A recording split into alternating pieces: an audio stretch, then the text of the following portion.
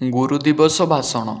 सम्माननीय सभापति महोदय, पूज्य गुरुजी गुरुमा वृंद, उपस्थित भद्रमंडली एवं एठारे उपस्थित थिबा मोर छोट बड़ भाई और भौणी माने, आजिर एही पवित्र गुरुदिवस रे मते किछि कहबार सुजोग मिलिथिबारु मु निजकु धन्य मने करूअछि।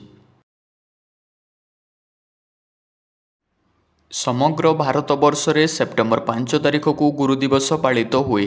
ଏହି ଦିନଟି ଭାରତର ପୂର୍ବତନ ରାଷ୍ଟ୍ରପତି ଡକ୍ଟର ସର୍ବପଲ୍ଲୀ ରାଧାକ୍ରିଷ୍ଣନଙ୍କ ଜନ୍ମଦିବସ। ଡକ୍ଟର ସର୍ବପଲ୍ଲୀ ରାଧାକ୍ରିଷ୍ଣନ 1888 ମସିହା ସେପ୍ଟେମ୍ବର 5 ତାରିଖରେ ତାମିଲନାଡୁର ତିରୁତାନି ଗ୍ରାମରେ ଜନ୍ମଗ୍ରହଣ କରିଥିଲେ। ସେ ମାଡ୍ରାସ ବିଶ୍ୱବିଦ୍ୟାଳୟର ଦର୍ଶନ ଶାସ୍ତ୍ରରେ ପ୍ରଥମ ଶ୍ରେଣୀରେ ଉତ୍ତୀର୍ଣ୍ଣ ହୋଇଥିଲେ। ସେ ଜଣେ ଜ୍ଞାନଯୋଗୀ। ସେ 1909 ମସିହାରେ ମାଡ୍ରାସ ପ୍ରେସିଡେନ୍ସି କଲେଜରେ ଅଧ୍ୟାପକ ହୋଇଥିଲେ। ଡକ୍ଟର ସର୍ବପଲ୍ଲୀ ରାଧାକ୍ରିଷ୍ଣନ ଭାରତର ଜଣେ ଖ୍ୟାତନାମା ଦାର୍ଶନିକ ଓ ଆଦର୍ଶ ଶିକ୍ଷକ ଥିଲେ।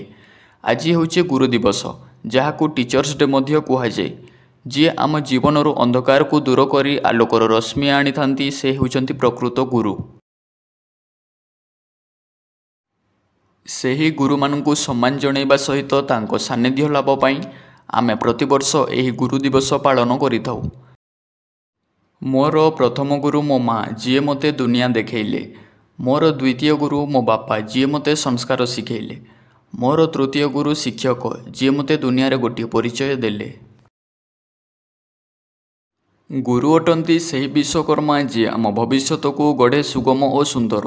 ଗୁରୁ ଅଟନ୍ତି ସେହି ଦୀପଶିଖା, ଯିଏ ଦୂର କରିଥାଏ ଅଜ୍ଞାନର ଟିକି ଟିକି ଅନ୍ଧକାର।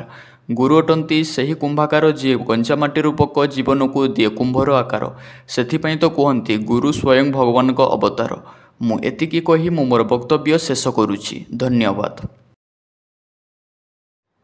ମୁଁ ଆଶା କରୁଛି ସାଙ୍ଗମାନେ ଭିଡ଼ିଓଟି ସମସ୍ତଙ୍କୁ ଭଲ ଲାଗିଥିବ। ଯଦି ଭିଡ଼ିଓଟି ଭଲ ଲାଗିଲା ତାହେଲେ ଲାଇକ୍, ସେୟାର, ସବସ୍କ୍ରାଇବ୍ କରିବା ପାଇଁ ଜମାରୁ ବି ଭୁଲିବେନି। ଏମିତି ନୂଆ ନୂଆ ଇଣ୍ଟରେଷ୍ଟିଂ ଭିଡ଼ିଓ ଦେଖିବା ପାଇଁ ଆମ ଚ୍ୟାନେଲକୁ ଏବେ ହିଁ ସବସ୍କ୍ରାଇବ୍ କରନ୍ତୁ। Thank you.